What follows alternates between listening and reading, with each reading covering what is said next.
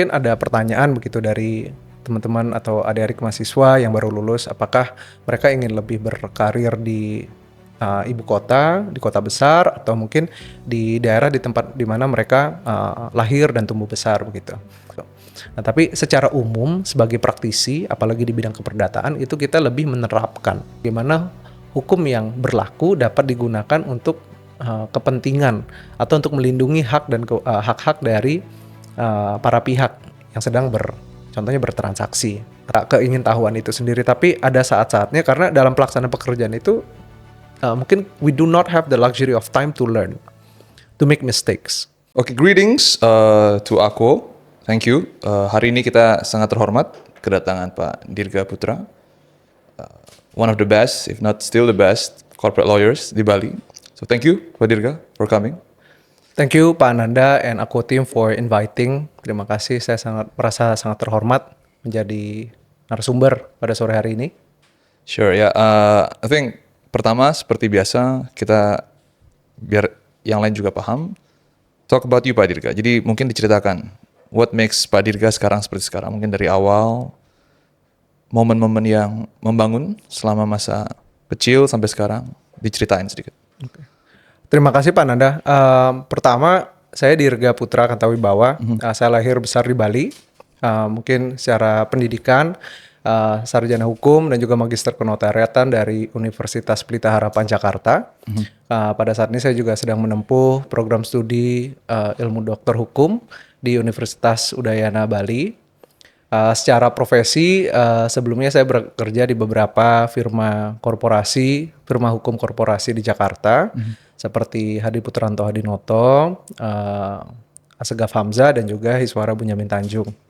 Kemudian saya juga sempat bekerja sebagai tenaga pengajar secara informal di Universitas Pelita Harapan, dan akhirnya kembali ke Bali karena alasan personal dan juga keluarga, bekerja dengan warga negara asing untuk 1 tahun sebelum akhirnya saya membuka dan menjalani kantor hukum saya sendiri dengan nama Dirga Putra Corporate Legal Services. Kantor kami fokus di bidang penanaman modal, real estate, dan juga usaha pariwisata, terutama terkait dengan transaksi dan juga korporasi. Tim saya sementara ada 10 orang, 1 partner, dan ya kita sangat senang bisa bekerja juga dengan kolega-kolega mitra kerja yang ada di Bali, begitu. Kurang lebih seperti itu. Ya dan sebagai sesama rekan praktisi juga kita juga dengar cerita-cerita yang sangat baik tentang kantor Pak Dirga dan semoga terus bisa dilanjutkan. Nah, merujuk poin yang tadi Pak Dirga, jadi kayak Anda kayaknya satu dari sekian yang mungkin bisa kita jadikan referensi. Jadi you're born Balinese, tapi juga venture your career on the capital. Dan akhirnya memutuskan untuk membuka firma, atau setidaknya jasa hukum, legal service provider di Bali. Jadi mungkin bisa diceritakan gitu. Minimal untuk para pendengar atau siapapun yang ingin mencoba mengikuti jejak itu, menavigasi transisi tersebut, perbedaan atau persamaan antara Jakarta atau Bali, what to do best, atau apakah itu pilihan yang memang harus dipilih salah satu atau seperti apa? Ceritakan Pak Dirga. Baik, mungkin pertama dari perbedaan dulu, Pak Ananda, terkait dengan pekerjaan terutama di bidang hukum. Mungkin saya berbicara dari pengalaman saya sendiri sebagai praktisi hukum di bidang keperdataan. Ada beberapa hal-hal fundamental yang sangat berbeda dari pekerjaan di industri bidang hukum di Bali dan juga di Jakarta. Yang pertama mungkin tipe jenis pekerjaannya. Tidak bisa dipungkiri bahwa di ibu kota, di mana tempat dilaksanakannya hampir semua kegiatan ekonomi pusat, itu menghasilkan jenis dan tipe pekerjaan yang lebih beragam, lebih kompleks. Di mana apabila kita berpraktek di daerah mungkin akan lebih sederhana, lebih homogen, dan juga lebih setipe dan sejenis. Kemudian dari jumlah pekerjaannya juga pasti jauh lebih banyak di Jakarta. Nah, di mana di daerah mungkin relatif lebih sedikit. Kemudian juga dari kompleksitas pekerjaan itu seperti saya sudah sampaikan sebelumnya, ada juga faktor-faktor dari mitra kerja atau teman kerja dan klien yang kita akan temukan baik di ibu kota dan juga di daerah. Mungkin yang paling penting adalah level interaksi antara penyedia jasa dan juga pengguna jasa, di mana di ibu kota yang kita berurusan dengan korporasi atau perusahaan besar lebih transaksional dan impersonal, di mana apabila kita melakukan praktik hukum di Bali karena kita lebih banyak mengakomodir keperluan pengguna jasa individu, maka lebih personal dan lebih intimate begitu. Dan juga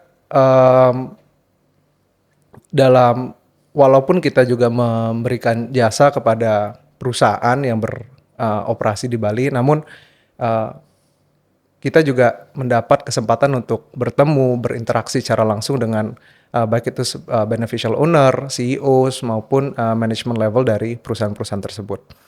Kemudian juga pasti ada perbedaan dalam hal remunerasi dan juga ekspektasi waktu kerja, begitu. Sudah sangat layak atau sudah sangat biasa apabila profesi atau pemberi jasa dan tim yang bekerja di bidang itu meluangkan sangat banyak waktu. Dapat dipahami karena dalam hal menjalankan suatu profesi itu saya meyakini bahwa itu adalah satu kumpulan dari ilmu-ilmu atau pengalaman-pengalaman yang sudah didapatkan sebelumnya. Jadi terutama untuk fresh graduates atau mahasiswa fakultas hukum yang baru lulus, mereka memerlukan banyak waktu untuk belajar, untuk catch up, untuk bisa bertemu di level di mana mereka diharapkan untuk perform gitu. Remunerasi, dan itu juga memberikan akibat atau dampak di mana remunerasi jelas akan lebih tinggi dan lebih besar di ibu kota. Tapi ini juga selaras dengan kebutuhan hidup, kemudian juga pengeluaran yang perlu diluangkan di ibu kota. Di mana untuk di daerah, mungkin salah satunya contoh di Bali, mungkin akan relatif lebih kecil dan waktu yang diluangkan akan lebih singkat begitu. Dan juga ekspektasi atau harapan dari baik itu klien, mitra kerja, pihak lawan begitu, ada perbedaan di mana di ibu kota mungkin diharapkan untuk dalam suatu jangka waktu tertentu, di mana mungkin di daerah mereka dapat memahami bahwa mungkin ada libur daerah atau mungkin kebiasaan-kebiasaan di mana kebanyakan kantor akan berhenti merespon atau menanggapi setelah lewatnya jam kerja formal seperti jam 5 atau jam 6 sore. Dan mungkin satu hal lagi yang lebih penting adalah kompetisi. Karena kompetisi di ibu kota di mana sumber dayanya sangat tinggi, ketersediaannya, kompetisi menjadi sangat kompetitif atau sangat ketat begitu.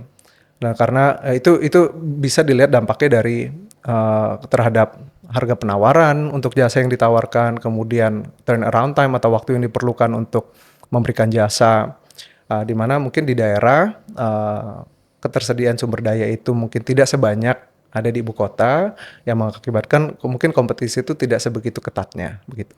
Jadi kalau dilihat secara keseluruhan, banyak faktor, terutama perbedaan dalam berpraktik hukum, terutama dalam hal perdata, mungkin karena itu yang saya jalani di ibu kota dan juga di daerah, dan mungkin contohnya di Bali begitu.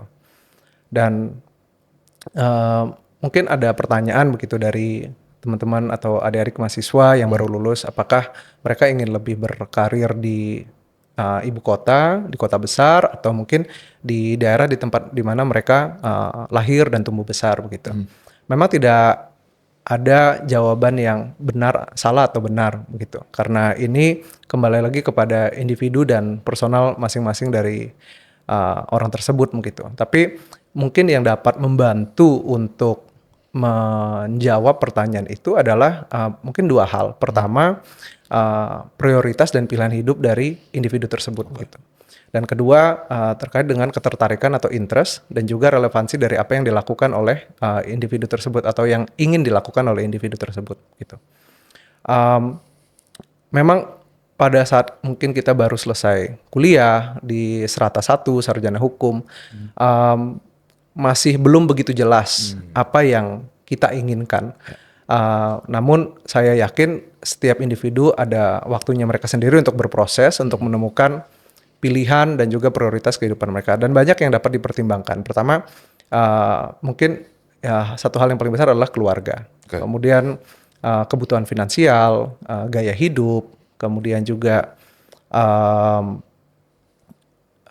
biaya dan lain-lain begitu. Jadi yang saya pelajari adalah kita harus mencoba mencari jawaban itu dulu sebelum kita menentukan di mana dan apa yang kita akan lakukan begitu. Apakah kita ingin mencoba berkarir di ibu kota? Apakah karena tuntutan finansial? Apakah kita mampu meninggalkan keluarga yang kita akan tinggalkan di sini begitu? Karena setiap orang memiliki situasi personal atau kebutuhan yang berbeda-beda. Kemudian yang kedua terkait dengan ketertarikan juga relevansi begitu. Karena ini menurut saya sangat penting dalam memilih berkarir di ibu kota atau di daerah. Yang pertama, ketertarikan itu sendiri. Ketertarikan bidang hukum apa yang ingin kita dalami. Begitu. Karena apabila bidang hukum yang ingin kita dalami itu tidak relevan di tempatnya, mungkin sangat sulit dan hampir tidak mungkin dapat dilakukan di tempat tersebut. Dan juga relevansinya begitu, karena tidak hanya cukup interest atau ketertarikan, tapi harus relevan begitu kan. Karena kembali lagi at the end of the day, yang namanya jasa hukum adalah kita memenuhi keperluan yang dipersyaratkan atau demand gitu, dan kita supply, kita memberikan jasa itu gitu kepada pengguna jasa. Nah, contohnya mungkin yang bisa kita utarakan adalah apabila seseorang tertarik terkait dengan bidang hukum penanaman, mungkin terkait dengan pasar modal, di mana bursa atau perusahaan kantor pusat perusahaan-perusahaan besar itu lebih tersedia di ibu kota atau di kota-kota besar. Jadi saya rasa kurang relevan apabila kita menjalankan atau memberikan jasa itu di suatu daerah yang mungkin tidak ada keperluannya begitu. Kemudian juga di bidang perbankan, di bidang finansial teknologi atau teknologi finansial, di bidang teknologi informasi, ya. Kemudian di bidang bidang-bidang hukum yang lebih spesifik dan lebih besar seperti maritim dan lain-lain. Gitu. Jadi apabila kita track back lagi ke belakang untuk membantu, pasti ada pertimbangan-pertimbangan lain yang mungkin akan lebih penting atau lebih relevan kepada individu, masing-masing individu. Namun dua hal yang bisa kita jadikan sebagai poin rujukan adalah prioritas dan pilihan hidup, kemudian juga ketertarikan juga relevansi gitu. Karena banyak orang yang ingin mencoba untuk bekerja di satu tempat tanpa mempertimbangkan hal-hal ini gitu. Apalagi keunikan dari Pulau Dewata tercinta kita ini adalah menjadi suatu daya tarik, tidak hanya untuk wisatawan mancanegara, tapi juga wisatawan domestik begitu. Sama halnya juga berlaku kepada aspiring young students atau graduates, di mana mereka ingin melakukan berpindah tempat, mencoba suatu hal yang baru begitu. Dan saya rasa Bali juga menawarkan suatu platform yang unik begitu. Tidak hanya walaupun kita berlokasi di daerah, bukan di ibu kota atau apakah disebutkan kota besar atau kota kecil, mungkin itu bisa diperdebatkan gitu. Tapi secara umum mungkin kita, ya yang pasti kita bukan ibu kota negara gitu kan. Dan demand atau permintaan dari jasa hukum atau keperluan itu sendiri mungkin tidak sebesar di ibu kota. Namun setelah berpraktik kembali ke Bali, saya menyadari bahwa ternyata diperlukan juga begitu jasa-jasa hukum yang profesional, yang reliable, yang berintegritas begitu. Jadi dan di saat yang bersamaan keunikan Pulau Dewata kita ini juga memberikan suatu wadah atau platform untuk mempertemukan tidak hanya pengguna jasa atau pengusaha dari daerah, namun juga dari luar negeri atau mancanegara,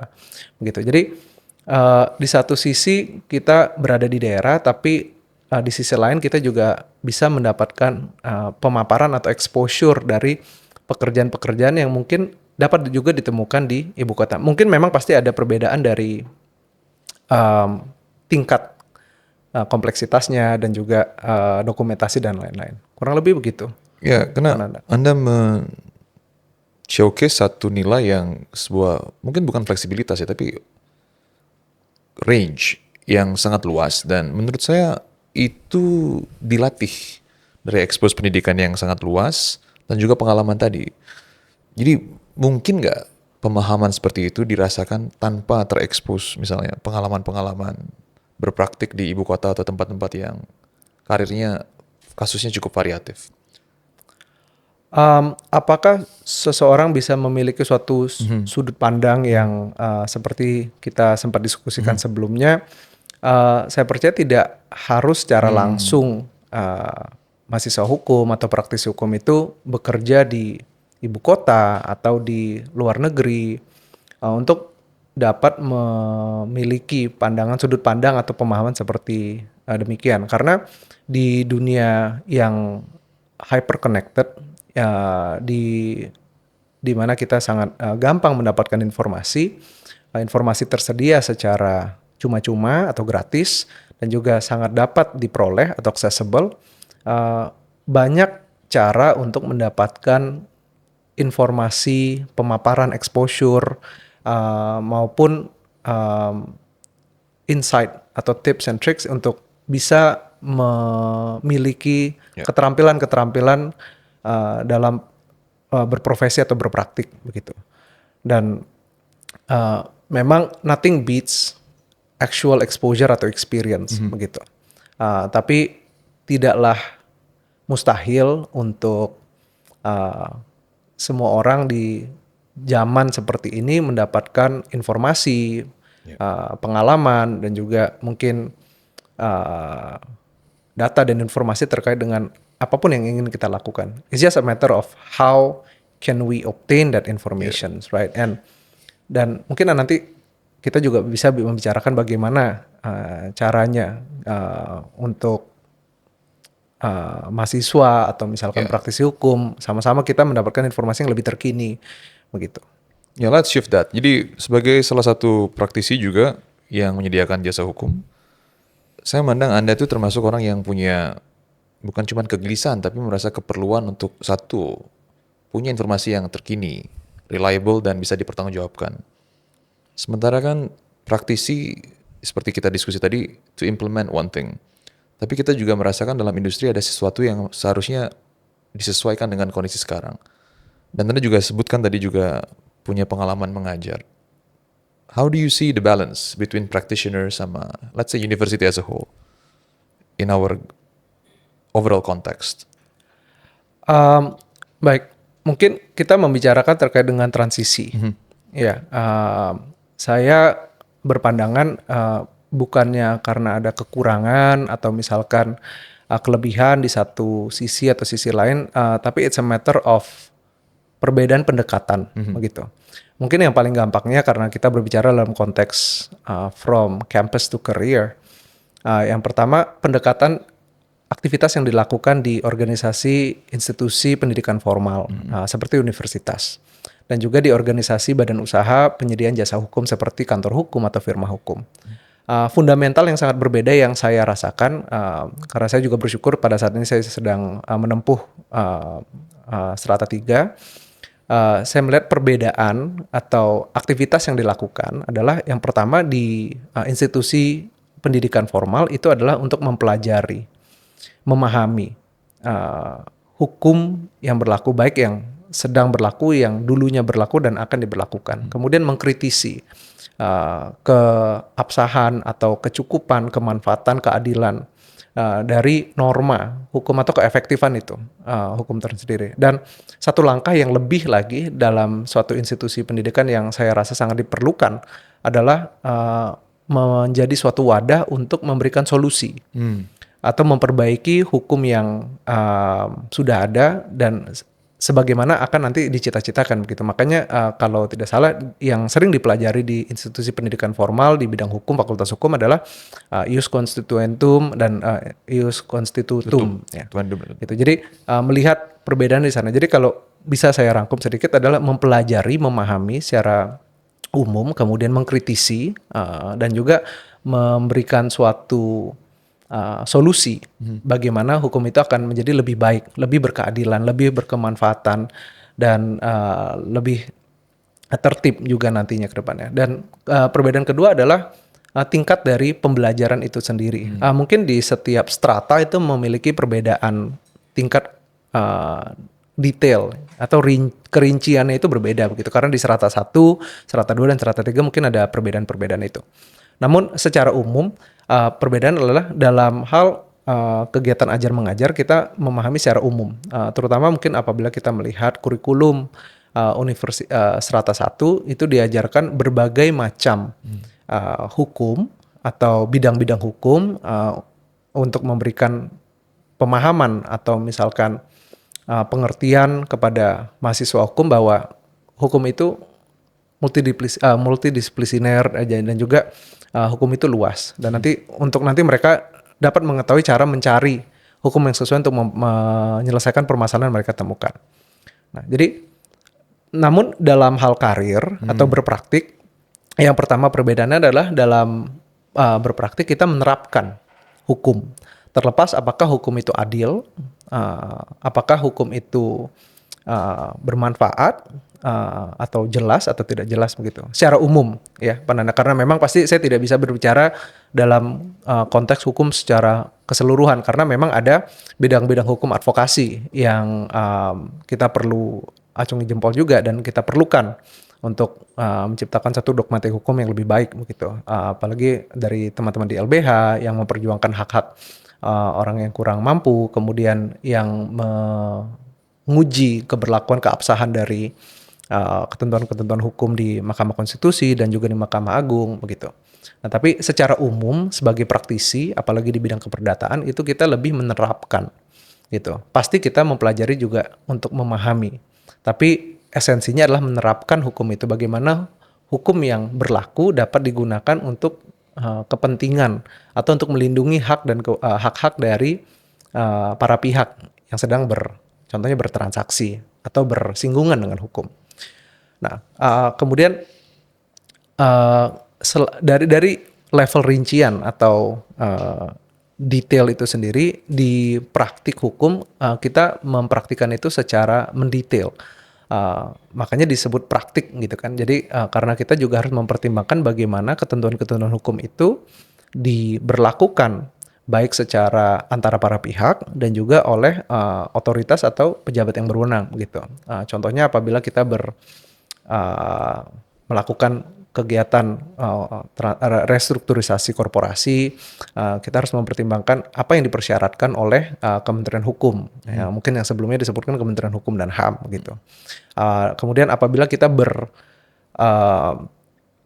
melakukan transaksi atau misalkan pengalihan terkait dengan pertanahan, kita juga harus mempertimbangkan persyaratan-persyaratan yang dimintakan oleh Badan Pertanahan Nasional atau kantor pertanahan setempat di kota dan kabupaten. Karena seringkali apa yang dipersyaratkan untuk melakukan tindakan-tindakan hukum itu berdasarkan kebijakan dan tidak secara tersurat dipersyaratkan oleh peraturan perundang-undangan yang berlaku. Nah, ini kembali lagi ke poin bahwa dalam praktik hukum kita lebih menerapkan hukum yang berlaku dan juga level atau tingkatan dari rincian itu lebih merinci karena lebih terfokus atau lebih diperlukan untuk memecahkan suatu permasalahan hukum konkret begitu. Apabila di proses ilmiah mungkin lebih umum begitu. Itu dia. Jadi whether you realize it or not, nggak banyak Pak Dirga. Jadi praktisi yang mau belajar lagi, apalagi sebaliknya, akademisi yang mau mendengar praktisi. I think you reserve as a representation yang bisa switch kedua-duanya dan sadar menempatkan diri di mana. Jadi I want to give you credit on that at first. Jadi saya mau bilang, sepakat nggak sama tesis kalau selain orang-orang seperti Anda gitu, pendidikan hukum kita sendiri tidak menyiapkan lulusannya untuk punya semacam itu tadi, kebijaksanaan atau keterbukaan untuk bisa belajar dari dua aspeknya. Karena I don't know, you can tell me from your experience, do you think our law graduates are workforce ready di level practitioners? Right. Apabila ditanya apakah mungkin kita bicara secara umum, apakah setiap lulusan universitas memiliki kemampuan atau keterampilan dan kesiapan untuk melakukan pekerjaan dalam industri yang mereka ikuti? Mungkin secara umum kita bisa bilang no one is ready. Begitu. Karena saya yakin juga kita tidak bisa menyalahkan institusi pendidikan begitu, karena pasti ada batasannya. Mereka juga bergerak dalam satu koridor-koridor peraturan, kemudian persyaratan yang harus dipenuhi begitu. Dan dalam bidang apapun tidak bisa dipersyaratkan atau dipertanggungjawabkan kegiatan pelatihan penyiapan itu hanya dalam satu institusi, karena menurut saya itu suatu sinergi baik dari institusi pendidikan, dari organisasi profesi, kemudian juga dari komponen pemerintah harus bersama-sama menciptakan sumber daya yang mampu dan siap untuk bekerja gitu. Nah, jadi apabila ditanya apakah lulusan universitas itu siap,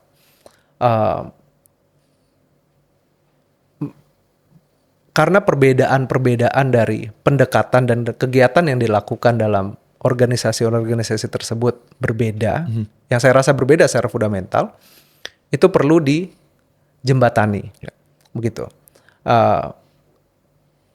Karena tidak mungkin juga lulusan universitas dapat bekerja tanpa pendidikan yang mereka dapatkan di universitas. Dan juga tidak mungkin sebagai praktisi untuk berpraktik tanpa belajar pada saat mereka berpraktik itu sendiri. Begitu. Jadi yang saya rasa institusi pendidikan, organisasi profesi, badan usaha, kemudian juga komponen pemerintah harus bersinergi bersama-sama untuk mempersiapkan atau menciptakan sumber daya yang siap dan mampu untuk memberikan jasa yang diperlukan, begitu. Ya, jadi you nudge the right point. Jadi jembatan itu maksudnya. Is it a question of structural yang kurang, atau memang harus ada figur-figur misalnya yang paham dengan seperti itu? Jadi arahnya kira-kira menurut Pak Dirga tuh yang lebih ideal yang mana? Apakah harus ada kesadaran secara struktural, atau memang ada figur yang mulai? Talk about your practice. Kita tahu di tempat Bapak, bahkan Anda mengambil tanggung jawab itu untuk melakukan pendidikan secara berkala. Talk about that. Saya rasa tanggung jawab itu ada di semua pihak. Begitu. Karena seperti yang tadi saya utarakan, baik dari institusi pendidikan, dari organisasi profesi, kemudian dari tempat bekerja, dan juga dari pemerintah yang seharusnya mensyaratkan. Kenapa? Karena pertama mungkin di institusi pendidikan, dan saya sudah lihat ada perkembangan yang sangat baik di berbagai institusi pendidikan formal di Indonesia, di mana mereka melibatkan tenaga pengajar yang juga praktisi. Memang tidak bisa kita hanya melibatkan praktisi, karena ada hal-hal yang mendasar yang harus dipelajari oleh terutama di bidang hukum gitu, karena tanpa memahami atau mengerti landasan-landasan umum dari ketentuan-ketentuan hukum itu, tidak mampu kita untuk memiliki pemahaman yang benar dan baik terkait dengan isu hukum tertentu, begitu. Jadi dari institusi pendidikan formal sudah kita melihat adanya partisipasi praktisi dalam memberikan materi-materi ajaran. Tapi juga sangat penting dari partisipasi dari tenaga pengajar yang memang berprofesi, gitu, karena mereka punya pendekatan yang berbeda. Jadi memberikan warna baik kepada mahasiswa dan juga pengalaman ajar mengajar itu. Kemudian dari organisasi profesi, apabila kita melihat ada berbagai organisasi profesi formil, ya, baik itu di bidang hukum, di bidang kesehatan, di bidang perpajakan, ada beberapa baik yang di dalam dan di luar negeri yang mensyaratkan adanya pelatihan yang dilakukan secara berkesinambungan dan juga berkelanjutan, begitu, untuk memastikan apakah tenaga-tenaga profesi ini mereka masih memiliki kemahiran atau kemampuan untuk memberikan jasa yang diperlukan pada saat ini, gitu. Dan yang ketiga dari sisi pemerintah, baik itu dari sisi eksekutif dan juga legislatif, mungkin perlu juga dipertimbangkan apalagi kita membicarakan suatu rancangan undang-undang yang merubah ketentuan-ketentuan beberapa profesi begitu. Apalagi mungkin di bidang kita, bidang advokat, mungkin kita bisa mencontoh secara komparatif di luar negeri dipersyaratkan setiap berapa tahun sekali para lawyers, barristers, dan solicitors mereka untuk mengikuti suatu uh, seminar atau workshop yang dihitung mendapatkan sertifikat untuk memastikan mereka mendapatkan ilmu-ilmu dan informasi terkini begitu. Dan terakhir dari pemberi jasa itu sendiri begitu, atau misalnya pemberi kerja. Maaf, mungkin juga saya nanti akan menginclude kewajiban dari pekerja atau penerima kerja itu sendiri. Kembali ke poin pemberi kerja, karena sebagai pemberi kerja atau suatu badan usaha yang mensyaratkan sumber daya manusianya untuk mampu memberikan atau deliver apa yang diharapkan, it takes two to tango. Jadi kita harus tidak hanya mereka yang wajib belajar, wajib catching up, wajib untuk mempunyai keingintahuan dan lain-lain, tapi sebagai institusi atau suatu badan kita juga harus berinvestasi gitu kepada sumber daya kita, apalagi di bidang jasa di mana tombak dari usaha itu sendiri adalah sumber daya manusianya begitu. Jadi tidak cukup kita harus memberikan mereka suatu ruang yang nyaman, yang produktif, efisien untuk melakukan pekerjaan, dan tapi secara imaterial juga kita harus memberikan mereka pelatihan, memberikan mereka perkenalan, memberikan mereka pengalaman langsung, team building begitu. Jadi ada beberapa hal yang kita memang sebagai pemberi kerja atau badan usaha penyedia jasa itu untuk meningkatkan kemampuan, kemahiran dari anggota tim kita sendiri, kita harus melakukan hal-hal yang positif yang bisa memberikan dampak yang baik kepada para anggota tim dan nantinya kepada kantor itu sendiri, dan akhirnya memberikan pelayanan yang prima kepada pengguna jasa. Mungkin yang bisa saya share sedikit sebagai pemberi kerja, contohnya yang pertama kita lakukan di kantor kita apabila ada onboarding baru, kita melakukan perkenalan atau matrikulasi. Kita bilangnya induction. Dalam proses induction atau matrikulasi itu kurang lebih diberikan waktu 1-2 minggu, diberikan bahan baca, diberikan contoh-contoh dokumen, diberikan atau ditentukan salah satu mentor, ya. Jadi ada mentor dan mentee relationship antara mungkin anggota tim yang sudah lebih senior dengan anggota tim yang baru untuk memperkenalkan mereka ke lingkungan kerja yang baru, ke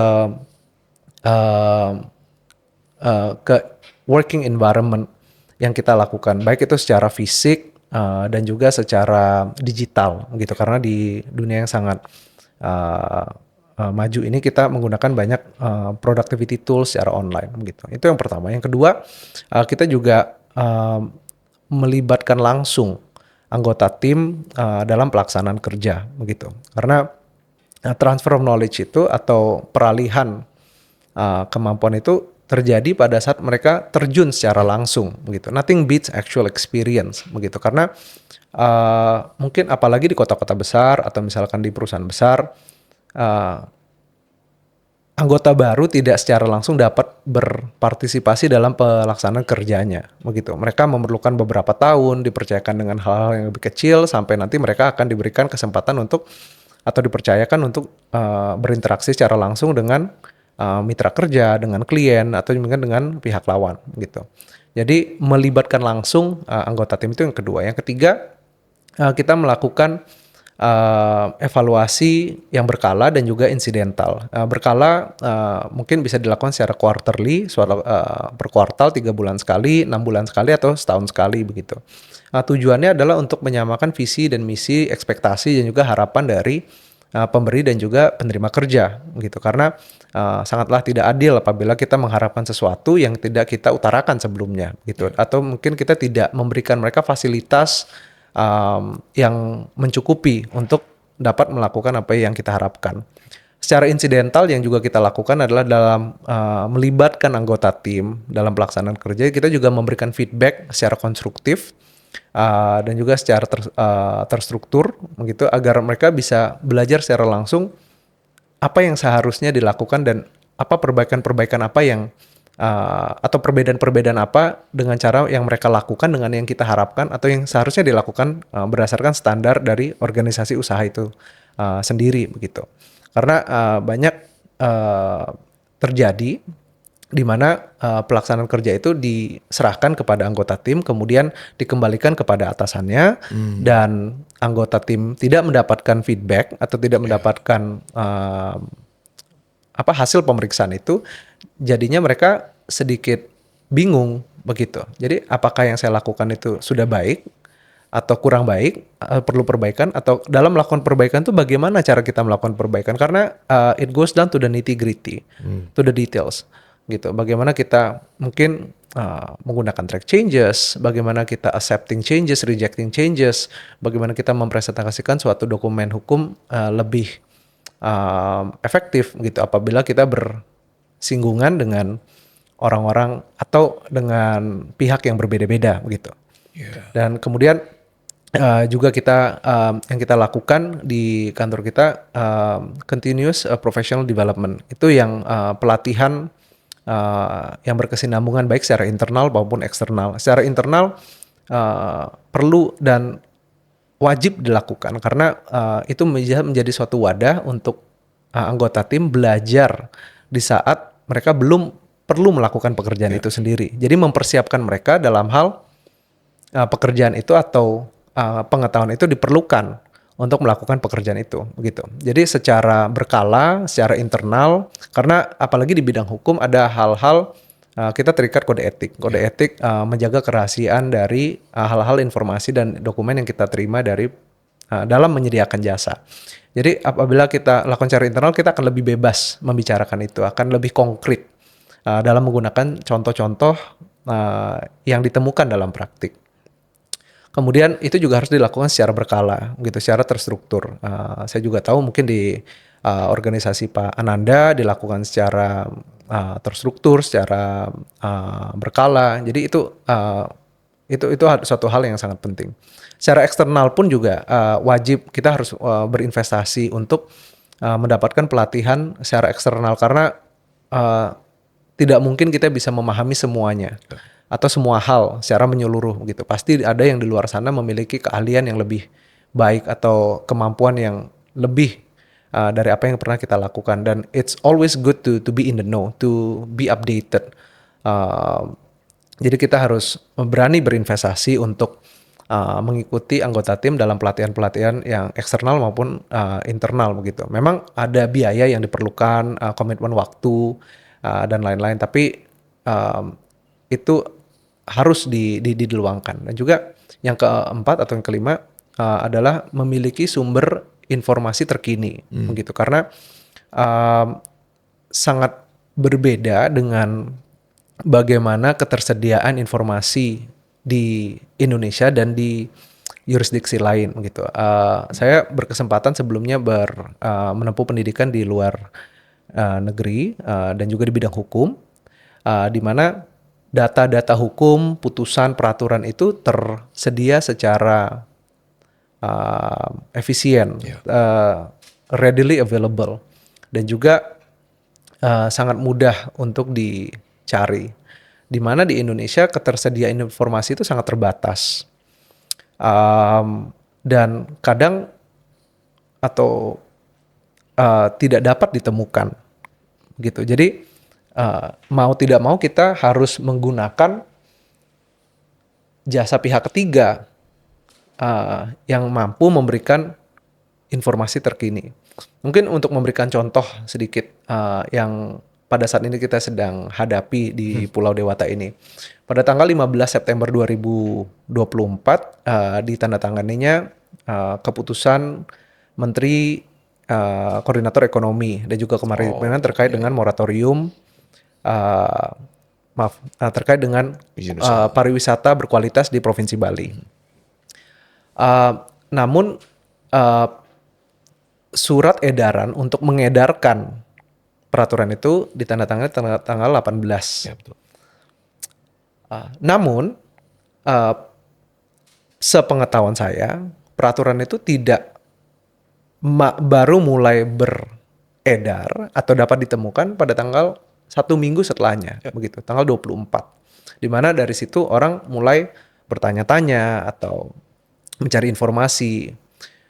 Bahkan setelah informasi itu keluar pun, informasi lanjutan tidak dapat kita temukan, begitu. Nah, jadi memiliki suatu sumber informasi terkini, baik itu dari pihak ketiga swasta maupun dari pihak ketiga dari sisi pemerintah itu wajib dan penting gitu. Atau kita mengumpulkan sumber-sumber informasi yang dapat kita gunakan atau we can rely on gitu.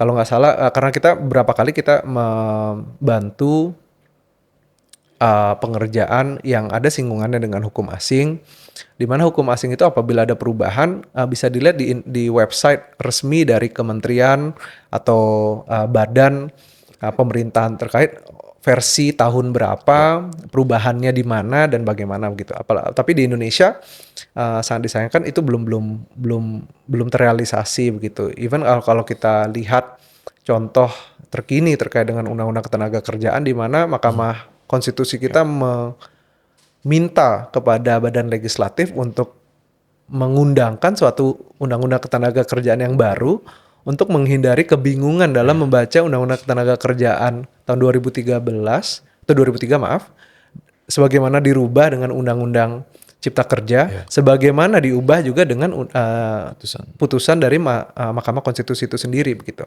Jadi kembali lagi ke poin memiliki sumber informasi terkini. Itu ada beberapa yang bisa kita gunakan, baik swasta maupun juga dari pemerintah. Itu. Dan yang terakhir mungkin team building begitu. Kita juga harus instill, kita harus memberikan pemahaman-pemahaman kepada anggota tim bagaimana dalam melakukan pekerjaan secara organisasi, secara bertim, agar mereka juga memiliki rasa kepemilikan atas pekerjaan yang mereka lakukan, atau sesederhana dengan memberitahukan mereka pekerjaan yang kita lakukan kemarin kita bisa lihat loh di satu sosial media, atau misalkan kalau kita melewati suatu daerah gitu di Bali, ini pekerjaan kita lakukan sebelumnya gitu. Jadi memberikan mereka rasa kedekatan atau bahwa apa yang mereka lakukan itu berdampak dan memang ada dampaknya gitu.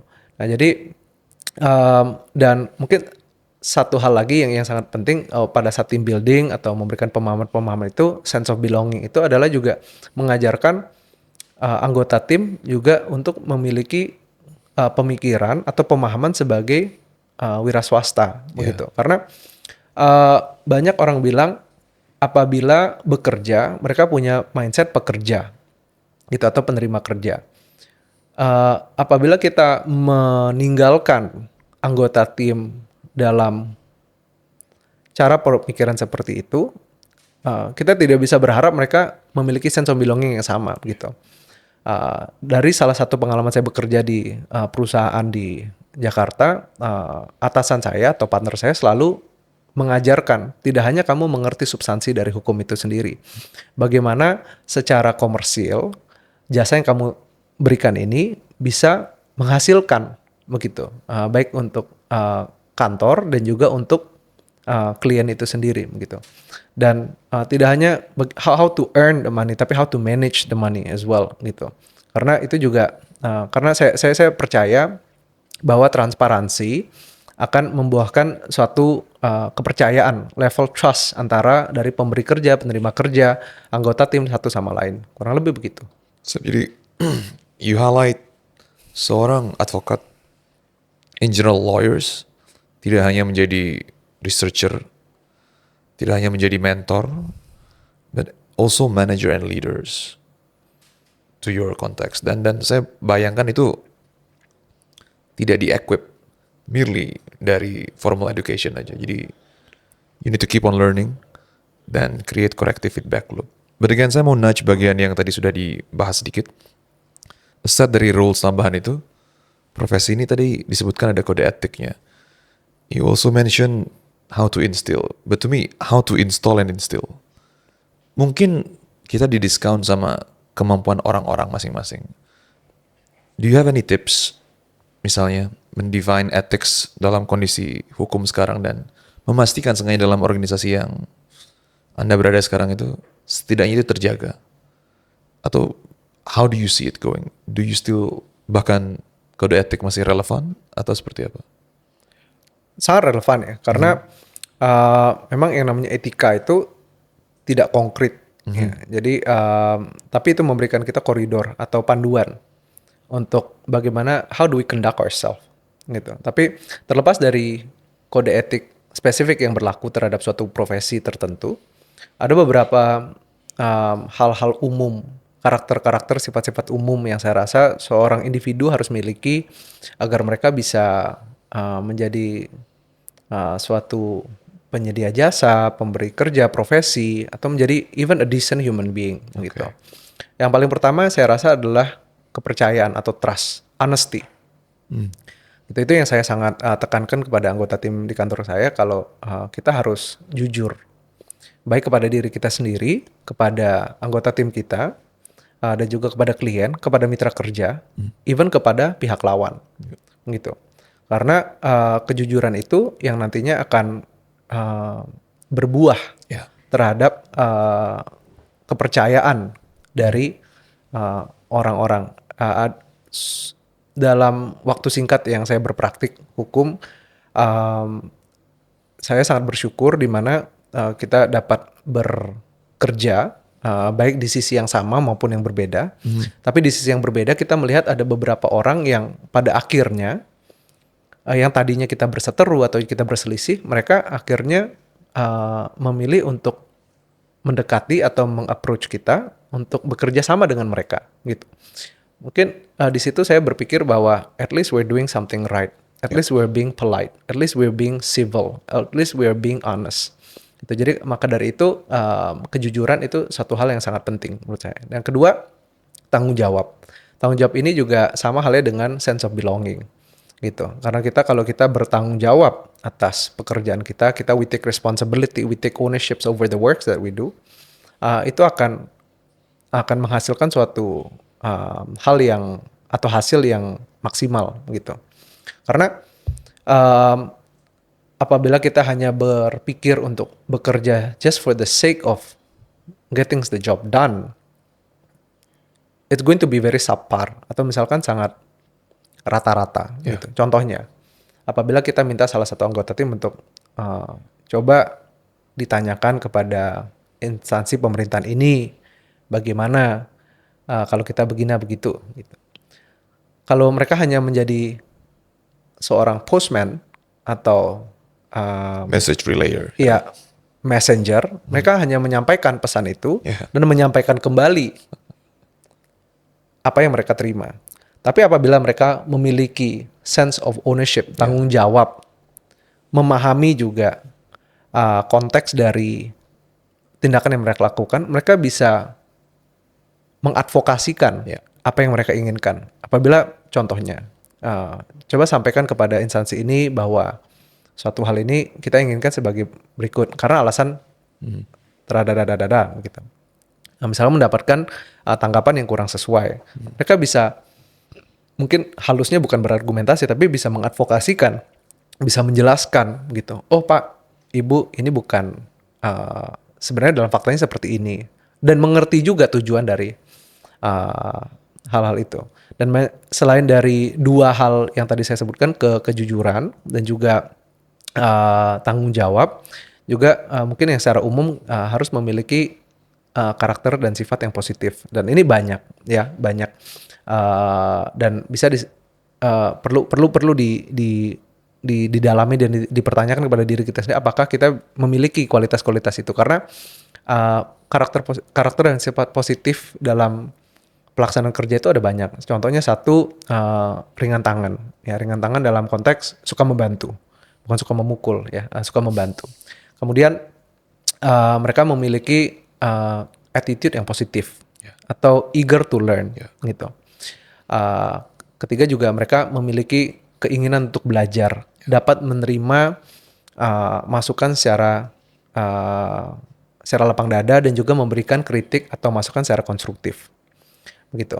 Mereka juga dapat beradaptasi dengan lingkungan sekitar. Mereka dapat bersosialisasi dengan teman-teman di sekitarnya dan lingkungan sekitar. Karena satu hal yang kita harus pahami adalah pekerjaan kita, it takes a third of our lives. Yeah.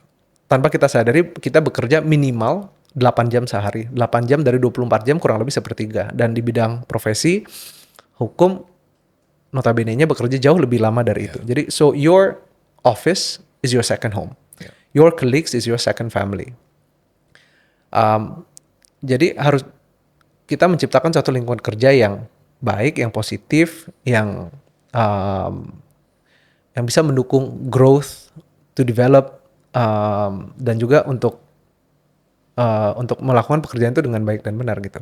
Nah, tanpa memiliki karakter sifat yang positif seperti saya utarakan tadinya, mungkin sangat sulit gitu. Dan sering kita lihat juga di berbagai organisasi itu juga ditentukan oleh dari atasannya itu sendiri, mereka sendiri begitu.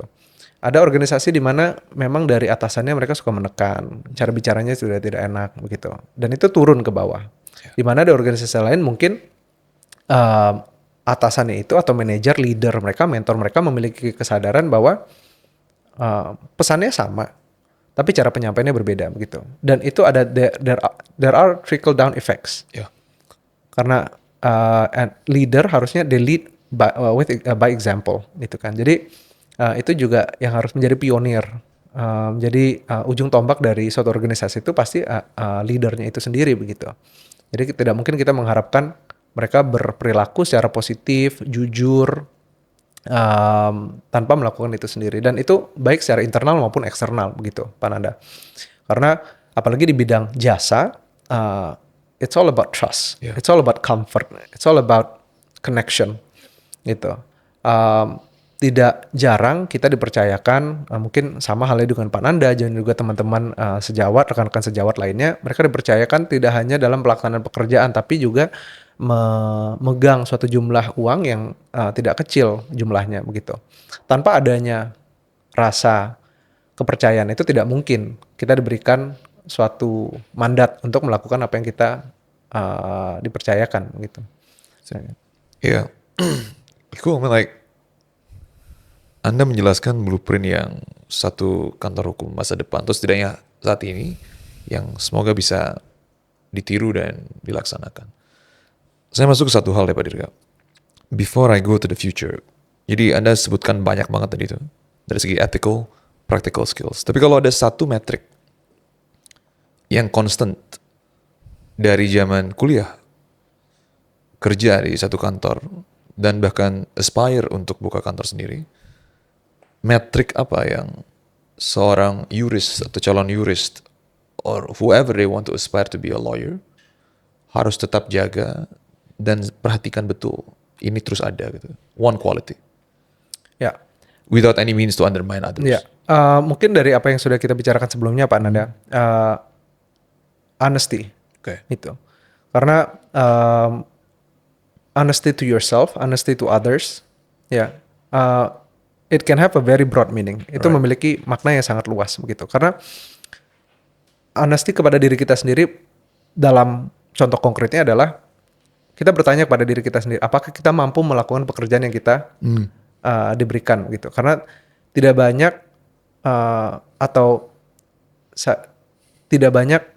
banyak orang yang mungkin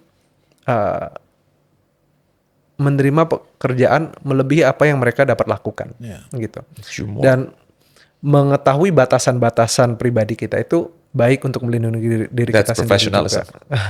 Jadi mungkin dan untuk dapat mengatakan bahwa saya mampu atau tidak mampu, ini tanpa mengesampingkan keinginan belajar atau keingintahuan itu sendiri, tapi ada saat-saatnya karena dalam pelaksanaan pekerjaan itu mungkin we do not have the luxury of time to learn, to make mistakes. Gitu. Jadi ada saatnya kita juga harus sesuaikan dengan ekspektasi pekerjaan. Apakah ada waktu untuk kita belajar? Apakah tidak ada waktu? Apakah lebih baiknya kita rujuk kepada rekan sejawat yang lebih mampu? Nah itu honesty to yourself, honesty to others. Honesty to others juga kepada yang seperti contoh seperti kita sebutkan tadi. Kita dipercayakan untuk megang sejumlah dana yang tidak kecil gitu. Ada beberapa kali juga kita dikirimkan dana yang tidak seharusnya dikirimkan kepada kita gitu. Atau pada saat kita tanyakan, kalau kita mau diam-diam saja sebenarnya tidak ada yang tahu gitu kan. Tapi kita memilih untuk tidak menjadi orang seperti itu gitu, atau organisasi seperti itu. Jadi kita beritahukan kepada klien atau misalkan kepada pihak ketiga bahwa ini ada kelebihan gitu. Dan surprisingly yang saya alami adalah tanggapan atau feedback dari pihak ketiga itu adalah just keep it gitu. I got some occasions. Itu karena itu menjadi rancu, tapi di saat yang sama kita we feel flattered. Ya. Kita merasa senang bahwa itu suatu jumlah yang tidak kecil dan kita sangat senang menerima itu, tapi itu bukan hak kita gitu. Jadi apa yang kita lakukan, kita tetap beritahukan kepada pihak ketiga itu bahwa kita akan menerapkan atau memberlakukan kelebihan itu pada kewajiban pembayaran selanjutnya begitu. Jadi honesty to yourself and honesty to others gitu. Kemudian juga honesty also means internally is that when you say something, if you commit to something, then you're going to deliver gitu kan. Kita jujur kepada diri kita sendiri bahwa kita akan melakukan apa yang kita lakukan, kita katakan gitu. We walk the talk. Jadi kalau memang tidak bisa melakukan itu, tidak ada waktu, ya kita harus utarakan. Jangan because now the numbers never ends. Yeah. Jadi berapa kali kita dipertemukan pihak lawan kita mengutarakan bukan dalam satu pekerjaan yang sama begitu ya, tapi dalam pekerjaan berbeda. Pak, boleh nggak kita bekerja bersama? Gitu. Saya akan misalkan memberikan biaya yang jauh lebih besar gitu.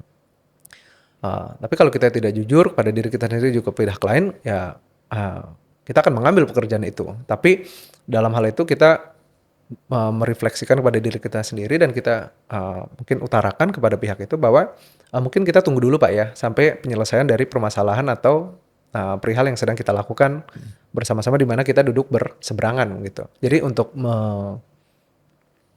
untuk menghalangi atau mengurangi risiko adanya benturan kepentingan itu gitu. Jadi kalau kembali ke pertanyaan Pak Nanda tadi, satu hal yang kita coba untuk pegang teguh adalah kejujuran itu sendiri, baik secara internal maupun juga eksternal, dan itu bisa diterjemahkan dalam pelaksanaan pekerjaan kita sehari-hari gitu. Dan banyak contohnya, misalkan pendirian suatu perusahaan yang dulu mungkin tidak banyak orang membicarakan keperluan atau persyaratan permodalan hanya untuk dapat meyakinkan klien atau mendapatkan orderan gitu, kurang lebih lah gitu. Jadi dan banyak yang mempertanyakan karena mungkin di awal-awal di tahun kantor kita mulai berdiri di tahun 2018 itu belum banyak yang membicarakan terkait dengan terutama di daerah ya, persyaratan misalkan penanaman modal, persyaratan nilai investasi minimal dan lain-lain. Dan mungkin pada saat itu dan mungkin pada saat ini juga kita dinilai relatif muda gitu. Jadi banyak yang mempertanyakan apakah yang kita bicarakan itu benar, apakah advice yang diberikan nasihat hukum itu sesuai gitu, karena orang lain menyebutkan hal yang berbeda gitu. Nah, tapi dalam praktiknya terbukti setelah beberapa bulan ke depan orang yang sama kembali kepada kita mempertanyakan hal yang sama gitu, dan di sana kita juga mendapat keyakinan, afirmasi dan juga konfirmasi bahwa paling tidak kita melakukan sesuatu hal yang benar. Nah itu berakar dari kita mencoba untuk berbuat jujur baik secara internal maupun eksternal, kurang lebih seperti itu. Perfect. It was Sundaresh Menon, CJ of the Singaporean court. They say character first, competence next. You remind me of that. Oke. Saya sangat setuju, mungkin sedikit di situ Pak Nanda ya, karena beberapa kali saya sempat berbicara dengan mungkin sama Pak Nanda juga gitu atau teman-teman di tempat lain bahwa it's a lot easier to work with people who have positive attitude than working with smart people with bad attitude. Mungkin kembali lagi ke konsep bahwa pekerjaan itu sepertiga dari kehidupan kita. Jadi it's a lot easier to be around somebody that you like rather than somebody that you don't like. Jadi dari konsep itu mungkin di situ kita menemukan persamaan bahwa I think I totally agree that character over competence. pasti kompetensi itu harus ditingkatkan, harus sesuai dengan apa yang diperlukan gitu. Tapi um, dalam pelaksanaan kerja pun juga sangat sangat terbukti begitu. Apalagi pertimbangan sebagai pemberi kerja atau misalkan apalagi bila kita singgungan atau berinteraksi dengan pihak ketiga, apabila mereka memiliki kepercayaan atau mereka memiliki um, ke, kesukaan ya, kepada suatu individu tersebut akan jauh lebih mudah begitu dalam to get things done. Yeah. Yeah, putting up a band. Please. Jadi we venture a lot Pak Dirga. You're giving us your master class. Jadi mungkin I have 2 final questions. Anything that I have asked you want to say, feel free to say. Cuman satu aja mungkin a positive note for the ending. Like kita bahas internally gimana perbedaan antara ibu kota sama di Bali, gimana matrix yang paling penting adalah honesty. Tapi kita nggak bisa pungkiri with the technology advancement, beberapa pekerjaan dari profesi kita yang sifatnya repetitif, mau nggak mau pelan-pelan akan mulai di-replace. Itu kan baru effect on the layer. How do you see the professions in the coming years? At least decades. Do you still see you, at least, being a lawyer? Or what it takes to be a relevant? Or are we redefining lawyers in the futures? Please. Kalau saya memahami pertanyaan Pak Nanda dengan betul, mungkin ini kaitannya dengan teknologi informasi ya, terutama dengan artificial intelligence gitu ya. Kalau saya look back, kalau saya melihat ke belakang, diskusi terkait dengan artificial intelligence ini sudah dibicarakan 1 dekade sebelum sekarang gitu. Pada saat saya masih bekerja di ibu kota begitu di Jakarta. Memang perkembangan dari artificial intelligence itu atau misalkan teknologi informasi sangat pesat dari tahun ke tahun begitu, dan tidak bisa kita pungkiri bahwa itu menjadi suatu threat atau ancaman terhadap relevansi atau keperluan dari penyediaan jasa yang kita lakukan. Namun secara pribadi saya menilai bahwa bidang hukum ini terutama di Indonesia masih memerlukan personal touch dari profesi advokat atau misalkan penyedia jasa lainnya atau profesi lainnya begitu. Karena mungkin ada kaitannya juga dengan ketersediaan informasi. Begitu ketersediaan informasi mungkin akan lebih mudah untuk artificial intelligence atau informasi teknologi di luar sana untuk mengumpulkan dan membuat suatu produk hukum dengan apa yang ada di sana. Karena hampir semua tersedia dalam bentuk online gitu. Tapi perlu kita sadari di Indonesia ketersediaan informasi itu sangat minim. Paling tidak pada saat ini masih minim gitu. Jadi untuk satu artificial intelligence itu mengumpulkan data yang akurat, memiliki analisa yang baik, itu mungkin masih memerlukan waktu. Tapi memang itu suatu hal yang perlu kita pahami, yang perlu kita be aware of, dan yang selalu saya coba percayai adalah you don't fight the threat, you live with them, right? Karena baik itu secara kehidupan sehari-hari, banyak orang kejenuhan atau misalkan di Bali ini disebutkan dari over tourism. Tapi ternyata kalau if we look back gitu, kalau saya membaca-baca ternyata sejarah gitu ya, terutama di Bali ini keberadaan orang asing tidak hanya di Bali, di Indonesia sudah mengakar rumput. Jadi jangan kita lawan gitu, tapi bagaimana kita bisa hidup bersama-sama dengan mereka gitu kan. Sama halnya dengan artificial intelligence ini begitu. Dan dalam praktik saya baru beberapa minggu ini saya mencoba begitu, mencoba menggunakan contohnya ChatGPT gitu kan. ChatGPT untuk kita punya satu ide, kemudian mungkin suatu post social media saja gitu yang kita mau post ke social media kantor kita sudah membuat isi-isi yang kita inginkan, namun kita coba yuk bagaimana itu bisa di-refresh lebih baik lagi. Kita coba di-refresh, kadang ada lebih bagus, kadang tidak sesuai dengan apa yang kita inginkan gitu. Jadi mungkin jangan menggantikan kemampuan kita dengan kemampuan artificial intelligence, tapi kita menyatukan atau menggabungkan perkembangan teknologi informasi ini dengan apa yang kita miliki, begitu. Jadi kurang lebih seperti itu si Pananda, dan ya mungkin harapannya ke depannya, dan selain artificial intelligence itu juga kita harus menggunakan mungkin tools, alat-alat baik secara digital itu kan yang piranti lunak dan juga keras, hardware software yang mampu membantu produktivitas pekerjaan kita, karena mungkin kalau tidak mungkin kita akan ketinggalan zaman gitu. Misalkan dari filing, kemudian dari record keeping, kemudian dalam pengiriman data, informasi dan lain-lain. Kurang lebih seperti itu. So, tomorrow lawyers itu ethically sound, karakternya, teamwork attitude-nya bagus, dan technology compatible. Correct. That's how you put it? Ya. Alright. Okay. Final message Pak Dirga, please. Anything you want to say? Well, pertama-tama terima kasih kepada Podcast Aquo untuk mengundang saya sebagai salah satu pembicara. Saya merasa sangat terhormat. Tapi mungkin akhir kata yang ingin saya sampaikan gitu kepada Pak Nanda juga teman-teman yang berpraktik secara hukum. Harapan saya gitu terkait dengan industri hukum ke depannya adalah agar kita bisa lebih berintegritas dalam penyediaan jasa atau memberikan jasa kepada pengguna jasa.